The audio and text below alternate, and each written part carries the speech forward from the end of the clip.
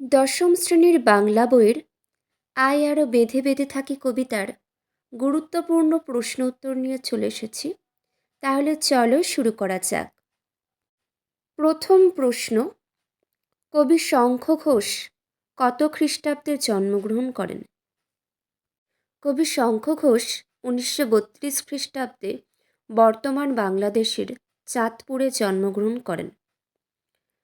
পরবর্তী, আয় আরও বেঁধে বেঁধে থাকি কবিতার কবির নাম কি? কবির নাম হলো শঙ্খ ঘোষ। নেক্সট, আয় আরও বেঁধে বেঁধে থাকি কবিতাটি কবি শঙ্খ ঘোষের কোন কাব্যগ্রন্থের কবিতা? মনে রাখবে, জলই পাষাণ হয়ে আছে কাব্যগ্রন্থের কবিতা। পরবর্তী, জলই পাষাণ হয়ে আছে কাব্যগ্রন্থটি কত খ্রিস্টাব্দে প্রকাশিত হয়? 2004 খ্রিস্টাব্দে প্রকাশিত হয়। নেক্সট, কবিতার কথকের ডান পাশে কিসের চিহ্ন ছড়িয়ে রয়েছে? আয় আরও বেঁধে বেঁধে থাকি কবিতার কথকের ডান পাশে ধসের চিহ্ন ছড়িয়ে রয়েছে। মনে রাখবে, কথকের ডান পাশে ধসের চিহ্ন ছড়িয়ে রয়েছে। পরবর্তী, কবিতার কথক তার বাম দিকে কি দেখেছেন? আয় আরও বেঁধে বেঁধে থাকি কবিতার কথক তার বাম দিকে দেখেছেন গভীর গিরিখাত। পরবর্তী, আয় আরও বেঁধে বেঁধে থাকি কবিতার কথকের মাথার উপরে কি উড়ে বেড়াচ্ছে? আয় আরও বেঁধে বেঁধে থাকি কবিতায় কথকের মাথার উপরে উড়ে বেড়াচ্ছে বোমারু, অর্থাৎ বোমারু বিমান, যুদ্ধ বিমান। পরবর্তী, আমাদের মাথায় বোমারু, বোমারু শব্দের দ্বারা কবি কোন পরিস্থিতির ইঙ্গিত দিয়েছেন?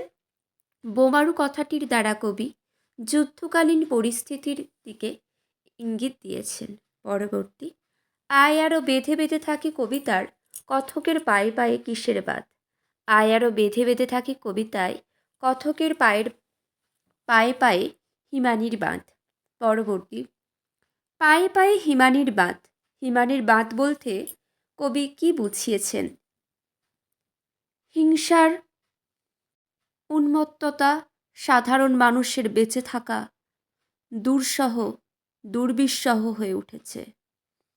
পাহাড়ি পথকে বরফ যেমন দুর্গম করে তোলে, তেমনি এই হিংসা সভ্যতার উন্নতির গতিপথকে দুর্গম করে তোলে। পরবর্তী, আমাদের পথ নেই কোনো, এরকম মন্তব্যের কারণ কি? সম্পূর্ণ প্রতিকূল ও অস্থির পরিবেশে এ কথা মনে হয়েছে যে আমাদের কোনো পথ নেই, কেননা যে কোনো দিকে পা বাড়ালেই চূড়ান্ত অঘটন ঘটবে। পরবর্তী, আমাদের ঘর উড়ে গেছে কথাটির অর্থ লেখো। শক্তিশালী সাম্রাজ্যবাদী দেশগুলি স্বার্থের জন্য দুর্বল দেশগুলির ওপর বোমারু বিমান থেকে বোমা নিক্ষেপ করছে, সে কারণে আমাদের অর্থাৎ সাধারণ মানুষের ঘর উড়ে গেছে। পরবর্তী, ছড়ানো রয়েছে কাছে দূরে, কি ছড়ানো রয়েছে?